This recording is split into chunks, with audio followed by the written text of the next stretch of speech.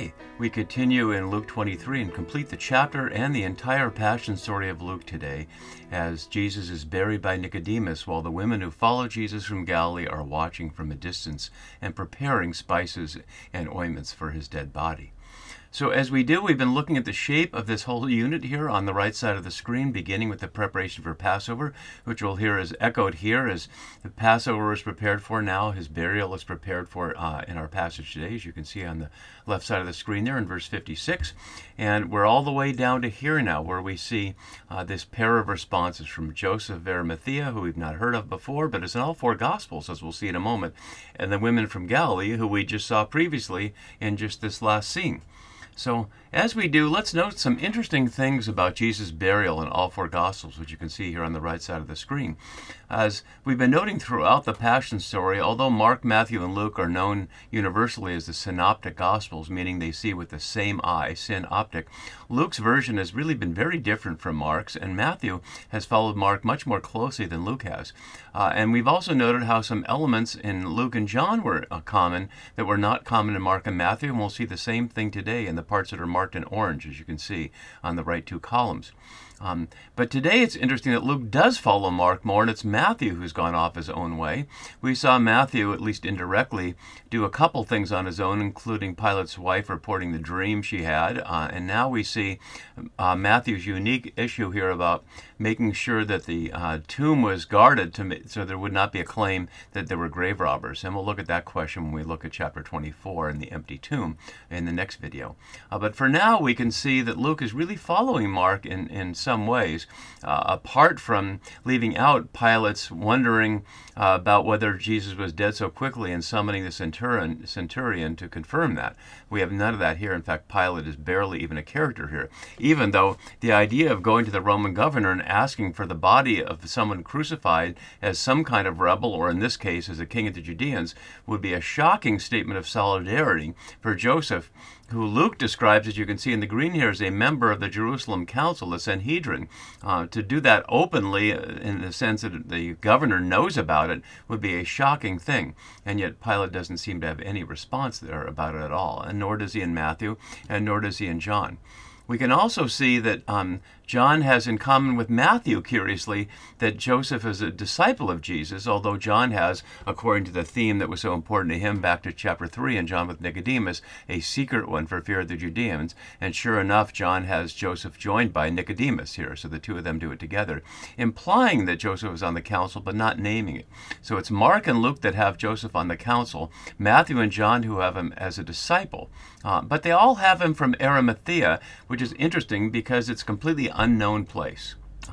And no matter how much archaeologists would like to have some evidence, there's just no evidence of any place called Arimathea, which begs the question of why someone would want to make up something like that and then have it be such a strong tradition that it's in all four Gospels, but it's really impossible to answer that question.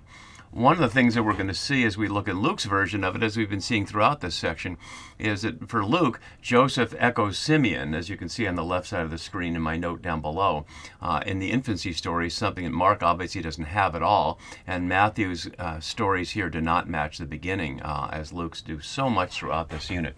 That we've seen echoes of chapter 1, 2, and also some echoes of chapter 3 in terms of the sifting the disciples like wheat, and then John the Baptist with the question of the threshing floor. So we're going to enter into Luke's version to see some of those echoes, but also to see especially how he portrays the women watching from a distance, and they'll be there the next day, as you can already see on the left side of the screen. One of the things we also have been looking at is how the entire crucifixion scene formed this very tight chiasm that you can see here, and part of the shape of it was at the beginning and the end there's a lone man, Simon of Cyrene at the beginning, and the daughters of Jerusalem, and at the close the centurion and the women who'd followed him from Galilee, who stood at a distance. But now we can see that the women who'd come from Galilee following at a distance are still described there, and so why are we hearing that again? When we look more closely, we'll see that some of the language of both following here is a little different, but it's certainly the same point. And we noticed a similar thing with the naming of Barabbas as someone who had committed murder during the insurrection, as only there twice within a few verses to form the chiastic shape that would help us see how Luke has ordered the story here. So what role does it have here? Well, although the whole crucifixion is a chiasm, as I was just noting, we can also see a little ABA chiasm here with Joseph and the burial at the center and the women who followed him from Galilee framing it there, which is to highlight that this is, in a way, if you want to look at it that way, a tail on the dog, but it's also part of the dog. It's not an epilogue like it's separate. The crucifixion has to end in Jesus' burial here, or obviously there wouldn't be an empty tomb. And that's in great contrast with most crucifixions, which ended not with burial, but with the family kept away from the cross and the body, and the birds and the animals eating it as a further humiliation. Obviously the dead person isn't humiliated at that point, but the family would be, that they can't do anything to protect their dead loved one from that kind of humiliation. But that isn't going to happen to Jesus, as we already know. So that's our scene here. And we also note that, as I looked at last time, in terms of unity and division in Luke's passion story, this announcement about Joseph is the final, interestingly, disunity. That he's certainly connected with people like Simeon and certainly connected with the followers of Jesus, although he's not shown with them. But he's not connected with the council, because Luke has specifically had not agreed to their plan and action, which has an interesting wordplay that only Luke has, and we'll see that in just a minute. So why don't I leave up the burial in all four so we can see throughout how Luke is changing the situation that he's inherited here. Little video sleight of hand there. I changed the Jesus burial in all four Gospels between the last moment of the video and this one here, because the good and righteous man, which I was just on here, is unique to Luke, and I had not highlighted that there. So now we have that properly highlighted, and that's how it will be posted at radicalbible.net. So only Luke has Joseph described as a good and righteous man. The good, agathe, is a common word for good, but the righteous here, dikaioi, it not only connects him with Simeon back in chapter 2, but also connects him with the centurion's proclamation that Jesus was dikaioi. And so, although the No RSV had that translated as innocent, I noted in the last video it's the same word. So as Jesus is righteous, so Joseph is righteous, and Joseph is plainly on the side of Jesus and not on the side of the council. And what that's also anticipating is we'll see the division in the council in Acts, where the question of what to do, obviously not with Jesus, but with Peter and John and others, the council is faced with. And Luke will give us an inside view of the struggle within the council of what to do with Jesus' followers. But that's for the next book. So, a good and righteous man. And notice before we find out who he is, again, like always, in ORSV omits the beginning, and behold. So now there suggests just more of a pause. Now there was this man. But instead, what Luke's really trying to say is, and behold. So just as the women were watching from a distance as Jesus was dead on the cross, suddenly the and behold suggests a moment of new hope emerging into the story. And new hope it is, although not resurrection yet. So a good and righteous man named Joseph, a Jewish name, and he's plainly a Jewish person here, in the wide sense of that, a member of the council, and using for the member of the council a unique word, except in Mark 15, a bolentes, which is to say, in one word, a member of the council. And that has an interesting play on words. You can see bolentes with plan here, boule, which is otherwise God's plan that we see back in chapter 7, verse 30. You can see by here, God's purpose, translated as purpose here. And that's a key theme throughout Luke, that God has a boule, has a plan. And as I've been noting throughout, as many scholars have noted, both in Luke and Acts, Luke allows the tension between God's plan and human free will, including the question of the death of Jesus and all that's related to that, to just hang there without trying to resolve what's ultimately unresolvable, that God has a plan and yet human free will has to collaborate with it to have that plan come to fruition. And so in this case, it's not God's plan, it's the council's plan, obviously, to turn Jesus over to Rome. So he had not agreed to their plan and action, but as far as we know, he had not dissented either. So that puts him in the same category as Nicodemus over here, who in John 7 was challenged to stand up when his fellow Pharisees said, "Have none of the members of the Pharisees that believed in him, have they?" And Nicodemus did not witness, but instead appealed to what we would call due process. Our law doesn't judge a person unless giving him a chance to testify first. But we know nothing about Joseph's role in the council other than that he didn't speak up as far as we hear. here and is only doing this afterward. So there's an interesting element that pairs him with the centurion, who is standing there the whole time, but only announces that Jesus was just after he's dead. What if he had announced that earlier? Could he have prevented the crucifixion? Probably not. A centurion's not going to override the will of the governor, and the governor seemed incapable of overriding the will of the colonial people and their council. So whether there was authority there or not, whether in the centurion or in Joseph, Joseph only comes now. And the phrase Jewish town is ambiguous. It's Judaion, and so I want to translate that Judean in the sense it's a town in Judea, although we don't know about it. But Walter suggests it's to distinguish it from more Gentile towns such as Tiberias, and Tiberias certainly was not a Jewish town built on top of a cemetery, which would make it impure for Jews to have a city on top of that, an acropolis, if you will. But is it the fact that Arimathea, which we know nothing about, has Jewish people in it, or is a home for Jewish culture, or is it that it's a town in Judea, in contrast to the women coming from Galilee? And I suppose there's no way to answer that for sure, since we know nothing about any place called Arimathea. But we do know this, that is waiting expectantly for the kingdom of God also connects him with Simeon back here in 2:28 and 38. So just as we saw Simeon and Anna and Elizabeth and Zechariah, who were hoping for the reign of God back then and had to have their versions of things corrected a little bit, especially with Zechariah being struck silent, etc. Now we have at the other end of the story parallel people, the women and Joseph here. Notice that throughout this, none of Jesus' apostles or disciples are named or present. And we don't know anything about Joseph's relationship with the Jesus movement, whether that's the named disciples and apostles or the women. Notice the women here are watching, but they're not having any kind of conversation or interaction with Joseph. So whether Joseph even notices them, they're certainly noticing where Joseph puts Jesus' body, but we don't know anything about any relationship between them any more than we did between the centurion and the same women that we saw in the previous scene. So with all that pedigree about him, he went to Pilate and asked for the body of Jesus, and there's no response from Pilate at all. Simply he took it down, wrapped it in a linen cloth, and this is the most shocking thing of all of it. As Whitaker notes below, according to both Suetonius and Tacitus, two Roman historians, Tiberius did not allow relatives and friends of the condemned to come near the bodies, nor to view them or weep over them. Sentries guarded the deceased from their loved ones, and their bodies were often disposed of in the river Tiber without proper burial or cremation. Of course, in the river Tiber would suggest events that happened in Rome, where the Tiber is not in Jerusalem. Such a context highlights the bravery of Joseph of Arimathea in asking for Jesus' body. But it's not only just his bravery, I'd suggest, it's the silence of Pilate in the face of this. How shocking this would be. Imagine a member of the Washington, D.C. Council, for example, or a congressperson going to a prison and asking for the body of someone who had just been executed by the state so they could give it a proper burial. What kind of shocking cross-class and cross-solidarity statement would be being made there, that an esteemed member of the council, who after all went to all the trouble to persuade Pilate to crucify him, is now openly dissenting and asking for the body. What would that say about Joseph's relationship with the council? And we don't know because we never hear about him again. He's not reported in Acts. So all that absence is really shocking, but that's about all we can do is speculate, since there's nothing there to help us. So the body is, we've noted a couple of times here, and we'll see the body question in obviously in the resurrection story that follows.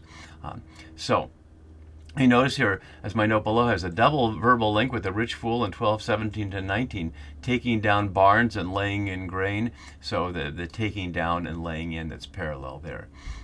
So he took it down, which is highlighting that he went directly to the cross and took the body actually off the cross. Notice we don't have that in everything. We have that in Mark there, that he took it down. But we don't have that here, do we? He just said took the body, but doesn't say took it down from the cross. And John simply has Pilate let him take away the body. But Luke specifies following Mark that he took it down. Wrapped it in a linen cloth, just a linen cloth, and he's following Mark on that, and Matthew also has it.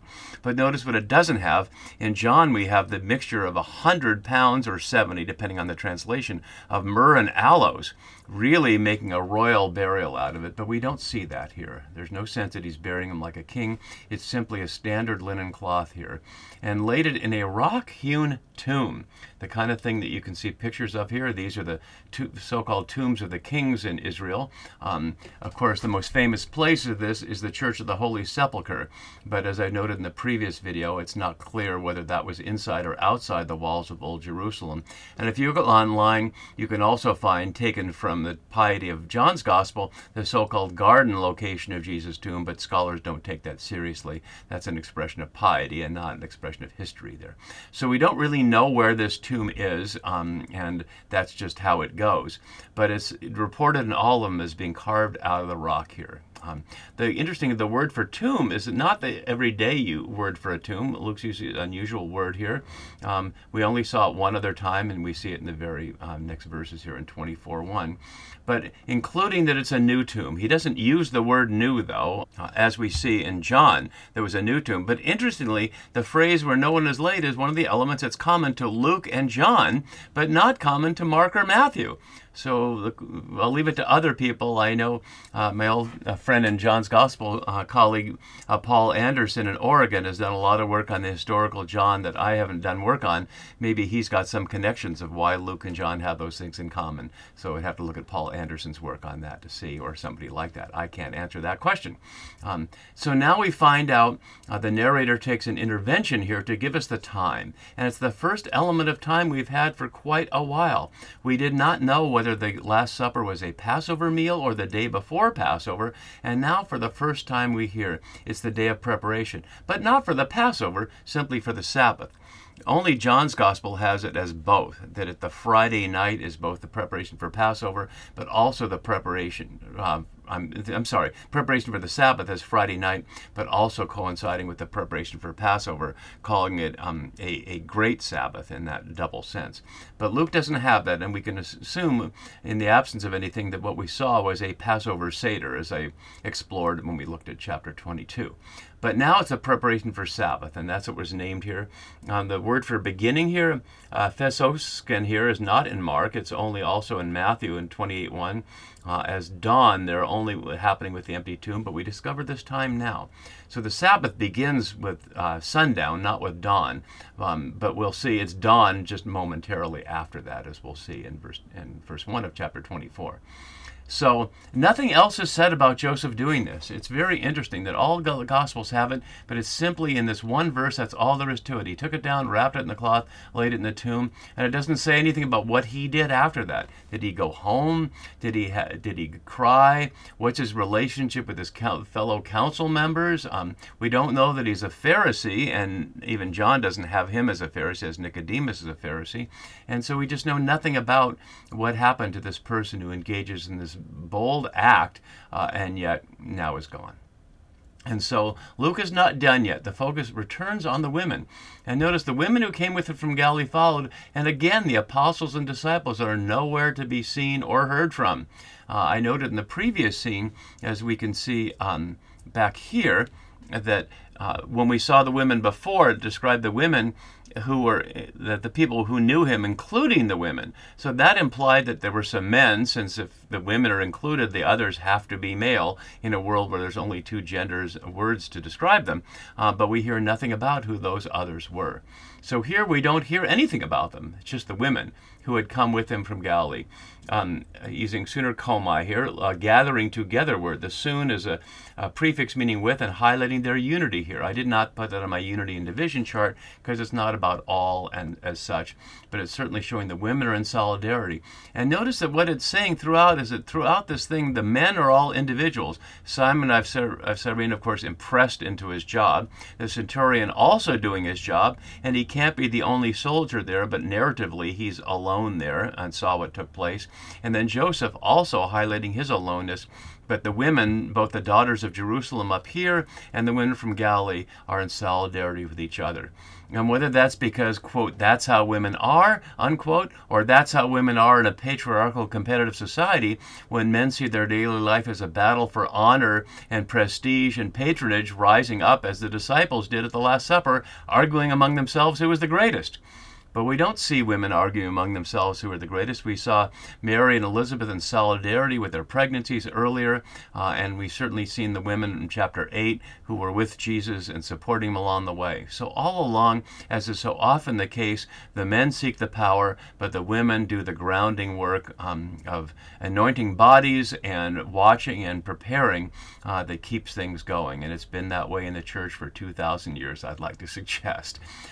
So they followed here, using an unusual word here, only once in Acts 16:17, kata kolusatha, and it's a variation on the normal word for following, but it suggests more following behind. Following always suggests behind, but the kata emphasizes that they're following behind. Whether that's behind Joseph, secretly watching, that seems to be the suggestion. Why don't they go talk to Joseph? Does Joseph notice them? We don't know whether they're following secretly behind or he's just concerned about his own business and doesn't notice. We can't know. But they saw the tomb and how his body was laid, something we did not hear about. We didn't hear how it was laid, but they hear that, and that'll be important for what happens and doesn't happen in the next scene, as we'll see. Then they returned. Where they returned to, we don't know. Return is a word for faith, returning from being away from faith, as Jesus said Simon Peter would do, that when you return, strengthen your brothers and sisters. But we don't know, this is not a returning from lack of faith, because they have no sense that their faith was lost at any moment here. They're following, and they were at the cross, and here they are.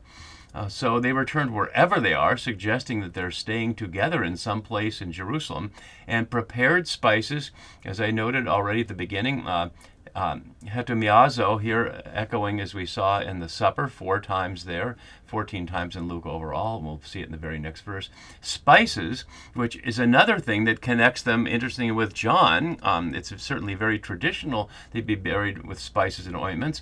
And is that suggesting that either Joseph was in a hurry or Joseph didn't care as much as the women do to be engaging in this kind of preparation, which also echoes implicitly the perfume of the woman in chapter 7 at the house of Simon the Pharisee. And ointments here, myrrh, explicitly recalling that. So I could have put that note up to make that point clear. So the second time, women have myrrh for Jesus' body. And on the Sabbath they rested according to the commandment. It's only used one other time here as remain silent, but it certainly matches their piety to Mary, Elizabeth, and Anna, although no Sabbath was mentioned till Jesus appears in his hometown synagogue in Nazareth and pulls out the scroll, or is handed the scroll of the prophet Isaiah. But it certainly puts them in harmony with these women. We had already heard that Anna was 84 years old when Jesus was born, and so she's no longer with us. But interestingly, we don't hear about Mary and Elizabeth. According to the commandment, which we heard echoing from the very first verses, and this was the commandment of the elder son, the commandment of the father here, and then this is also the commandments here in relation to the rich person. So the people behaving according to the commandments frames from 1:6 to 23:56. And now Jesus is in the tomb, and if we didn't already know what was going to happen, what might we be feeling? Wonder what the disciples and apostles feeling when the one they had been hoping would liberate Israel is now dead and buried. See you next time for that.